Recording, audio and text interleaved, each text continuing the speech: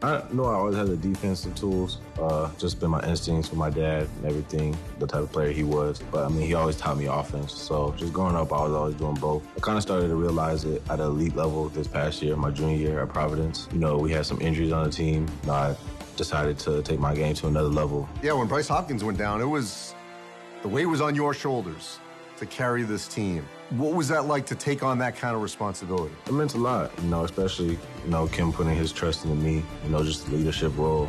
I think that it was a very good experience, you know, especially just being one of the older guys on the team. Just seeing how far we could go. You know, when Bryce went down, obviously it was a big loss, great teammate, great player. First 2 games of the Big East season. So, you know, we just had to turn it around. You know, we lost like 4 in a row, but right after that, we fixed it and started to perform. All right, so I'm gonna date myself. I'm old enough that I covered your dad in Hawaii, okay? So AC, I always remember how tough he played. I mean, he was hard-nosed. Couldn't stay in front of him. I mean, he was in your grill and memorable. What did you see in terms of watching tape, because I'm sure you have, on the way your dad played that you applied to yourself? Just his willingness to, he doesn't want to lose. So it's not even that he wants to win, he just doesn't want to lose.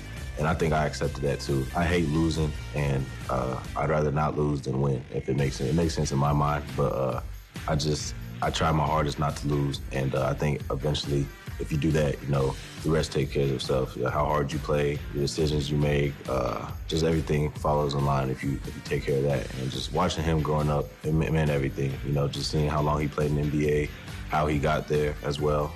Just hard-nosed, gritty, like you said, but it was definitely special.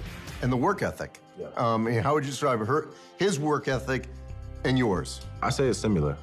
You know, he's first one in the gym, last one to leave.